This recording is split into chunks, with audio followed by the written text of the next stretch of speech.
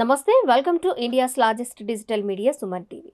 Eyesight కంటి ప్రాబ్లమ్స్తో చాలామంది బాధపడుతూ ఉన్నారు. ఎక్కువగా ఈ టీవీలు చూడడం, ఫోన్లు వాడడము, లైట్ ఫోకస్కి ఎక్కువగా ఉండడం వల్ల చిన్న వయసులోనే కంటికి సంబంధించిన సమస్యలు ఎక్కువ అవుతూ ఉన్నాయి. మరి ఈ కంటి సమస్యని, కంటి చూపు మందగించే సమస్యని ఎలా కంట్రోల్ చేసుకోవచ్చు, న్యాచురల్గా ఎలా తగ్గించుకోవచ్చు, ఆయుర్వేదం ఏం చెప్తుంది, ఆయుర్వేదంలో ఎలాంటి మెడిసిన్స్ ఉన్నాయి, వీటన్నిటి గురించి మనం ఈరోజు మాట్లాడబోతున్నాం. మనతో పాటు స్టూడియోలో రెడీగా ఉన్నారు రైతు పరిమి మరీదాస్ గారు. మాట్లాడేద్దాం. నమస్తే మరీదాస్ గారు. మరీదాస్ గారు, కంటి చూపు మందగించడం ఒక వయసును బట్టి వచ్చే కంటి సమస్యలు వేరు, చిన్న వయసులో వచ్చే కంటి సమస్యలు వేరు. అలాంటి కంటి చూపు మీద మన చిన్న వయసులోనే ప్రభావం పడడం వల్ల సమస్య ఎక్కువ అవుతుంది. మరి ఎలా తగ్గించుకోవచ్చు ఈ ప్రాబ్లంని? చిన్న వయసులో వచ్చే కంటి చూపు మందగించడం అనే సమస్యని మనం న్యాచురల్ గా ఎలా తగ్గించుకోవచ్చు మరీదాస్ గారు? తీగ జాతిలో పొడపత్రని నేను చాలాసార్లు మన సుమన్ స్టూడియోలో మాట్లాడేటప్పుడు అంటే ఆ యొక్క తీగ జాతి ఎన్నెన్ని వ్యాధుల మీద కూడా పనిచేస్తుందని చెప్పాను. కానీ ఈరోజు కంటి సూపు మీద చెప్పబడుతుంది పొడపత్రి. ఈ పొడపత్రి అనేది చిన్న పిల్లలకి అంటే షుగర్ ఉన్న వాళ్ళకి కూడా కంటి సూపు మందగిస్తుంది.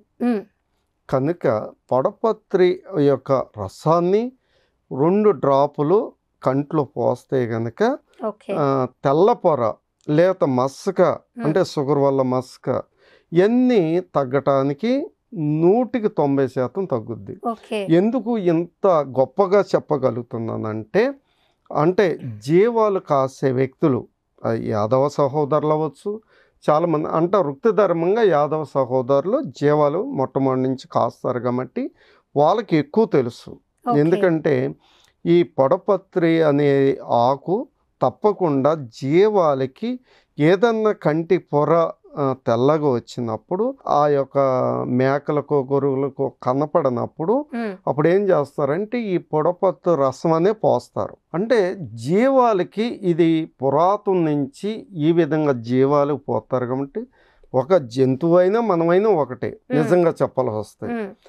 కన్ను అనేది చాలా ఎలువైంది. అంటే కన్ను లేనప్పుడు ప్రపంచాన్ని మనం చూడలేము కనుక జీవాలకి ఈ పద్ధతిలో పోస్తారు కాబట్టి నేను అనుభవంతో తెలుసుకున్నాను కాబట్టి నేను కూడా పరిశోధన చేసుకున్నాను. నా షుగర్ ఉంది కదా, మరి షుగర్ ఉన్న వాళ్ళకి కొంచెం మస్క వస్తుంది, ఇది దీంట్లో ఎలాంటి సందేహం లేదు.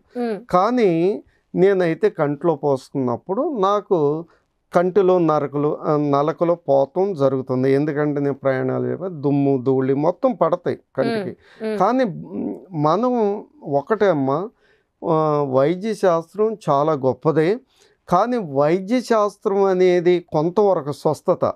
మరి అస్సలు మనం లారీ వెళ్తుంటే ఎంత దుమ్ము పడుతుందో గమనించండి. అసలు ఒక్కొక్కసారి కళ్ళు మూయాల్సి వస్తుంది అనమాట. అంటే అన్ని నలకలు మళ్ళీ బయట పోతామంటే అది భగవంతుడు మనకిచ్చిన ప్రకృతి, మనకిచ్చిన ఆరోగ్యం అని నేను చెప్పగలుగుతాను. దీంట్లో ఎలాంటి కొంతవరకే మనకి స్వస్థత. నిజంగా చెప్పలేం ఎంత దుమ్ము పడుతుందో చూసారా. కనుక ఈ పొడపత్రి ఆకు అనేది పోతే గనక తప్పకుండా తలలో నీరు కూడా బయటకు వచ్చి ఈ నలకలన్నీ బాగా వచ్చేస్తాయి. దీంట్లో ఎలాంటి సందేహం లేదు. చిన్న పిల్లలకు వచ్చే కొంతమంది మస్కులు ఉంటాయి, చాలామంది కళ్ళజోడు ఎందుకు పెడుతున్నారు, మస్క్ ఉందనే కదా.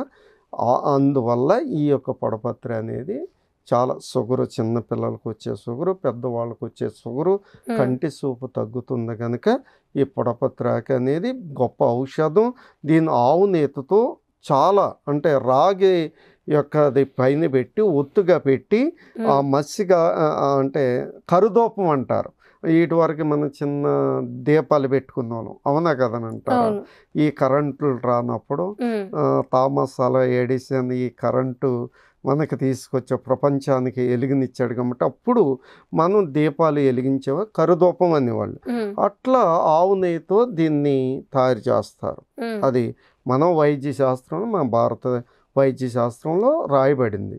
అది రాసుకున్నప్పుడు కాటికని పెట్టుకునేవాళ్ళు తెలుసా. కాటిక మొన్నటిదాకా కాటిక పెట్టేవాళ్ళు కనుక ఆ విధంగానే దీన్ని కాటిక ఆవు నెయ్యితోనే కాటికలాగా తయారు చేసుకోవచ్చు. అప్పుడు ఈ కంటి పొర్ర తెల్ల పొర తగ్గుతుంది, పూలు కూడా తగ్గుతాయి. ఓకే. దీంట్లో అంత పొడపత్రలో అంత గొప్ప విధానం. అందుకే ఈ పంటని వెయ్యాలి అన్న ఉద్దేశంతో నేను పండిస్తానే ఉండాను. దాన్ని మర్చిపోకూడదన్న ఉద్దేశంతో. కనుక కంటి పొర మీద అంత పొడపత్రి పనిచేస్తుంది. రెండోది ఏంటంటే తానిగాయలు ఉన్న పప్పు కూడా కంటి పొరకి అంటే కంటికి పెట్టినప్పుడు ఇబ్బంది ఏం లేదమ్మా, దీంట్లో ఎలాంటి సందేహం లేదు. కంటి పొర కూడా తగ్గుతుంది. తానిగాయకు కూడా లేదు. అందరికీ ఏదన్నా భయం అనుకుంటే, పొడపత్రి గురించి భయం, తానిగాయ పప్పు గురించి భయం అనుకుంటే, అమ్మో గన్నేరులాగా ఏమన్నా ఇబ్బంది పెడదాని అనుకుంటే కనుక ఏం అవసరం లేదు. కుంకుడిగాయ పైన బెరడు కొంచెం అంటే పెసర బెద్దంతా పెట్టుకుంటే వారానికి ఒక్కసారి అసలు కంటి యొక్క జబ్బులు రావమ్మంది. దీంట్లో ఎలాంటి సరే ఇది గొప్ప మెడిసిన్. అంటే వాటి వల్ల ఏమైనా ఇబ్బందా అనేది మనిషికి సందేహం రాకుండా ఈ యొక్క కుంకుడిగాయ కదా, అందరు తల ఉండదు కదా, అందరికీ తెలిసిన పెసర బద్దంతా కొంచెం కంట్లో పెట్టేసుకుంటే తప్పకుండా తేజస్గా కంటి చూపు బాగుంటుంది. ఇది అనుభవంతో, పెద్ద పెద్దోళ్ళ అనుభవంతో ఈ రహస్యాన్ని చెప్పకుండా ఆగిపోతుంది కాబట్టి ఆ రహస్యాన్ని భగవంతుడు వాళ్ళ ద్వారా నేను తెలుసుకోగలిగాను. అందుకే కుంకుడిగా యొక్క అంటే గూజు కొంచెం పెసర బెద్దంతా పెట్టుకుంటే ఎలాంటి ఇబ్బంది లేదు. కంటి చూపు చాలా మెరుగ్గా కనపడుతుంది. కంట్లో మనకి మనమే పెట్టుకోవాలంటే భయం వేస్తుందేమో. తలస్నానం చేసేటప్పుడు కళ్ళు ఇలా ఓపెన్ చేసి పెట్టడమే. అలా కాదు, తలస్నానం చేసినాక ఎందుకు అలా వదిలేసేవనుకండి. నేనున్నాను, ఇప్పుడు నేను వెళ్తాను పల్లెటూరు ఏరియా, లారీ వస్తుంది, నేను కుంకుడికాయ రసంతో తల స్నానం చేయను, ఆ దుమ్మి నా కంట్లో పడవచ్చు కదా. తల శుభ్రం అయినాక సగం ప్రశాంతంగా పడుకొని అప్పుడు పెట్టుకున్నాం అనుకండి, చక్కగా కన్ను శుభ్రం లోపల ఉన్న డస్ట్ అంతా బయటకు వచ్చేస్తుంది. అదే మనం తల స్నానం చేసేటప్పుడు పడితే ఆ తలలో ఉన్న మురికి దుమ్ము ధూళి అంతా మళ్ళీ కంట్లోకి వెళ్ళడం. ఇంకా దీనంత గొప్ప ఔషధం నిజంగా. అంటే చాలా మంది నిమ్మకాయ రసం కూడా పోతారు, వదిలేయండి, దాంట్లో యాసిడ్ ఉంటుంది. సరే అమ్మో నిమ్మకాయ రసం పోతే ఏమైద్ది అనుకుంటారు, కానీ కుంకుడికాయ అనేది అన్ని ఔషధాల కన్నా గొప్పది. పొడపత్రి అనేది చాలా గొప్పది. కంటి చూపు ఎలాంటి ఇబ్బంది లేదు. వృద్ధాప్యం వరకు అమ్మో సూది బెజ్జంలో కూడా దారం ఎక్కియచ్చు. ఐసైట్ ప్రాబ్లం నుంచి బయటపడి కంటి చూపు మెరుగుపడుతుంది. ఇప్పుడు మీరు చెప్పిన పొడపత్రి ఉపయోగించుకోవచ్చు, అలాగే కుంకుడికాయ ఉపయోగించుకోవచ్చు. ఇలాంటివన్నీ ఉపయోగించుకోవడం వల్ల ఇవన్నీ ప్రకృతి మనకి అందించిన గొప్ప వరం అండి మరిదాస్ గారు.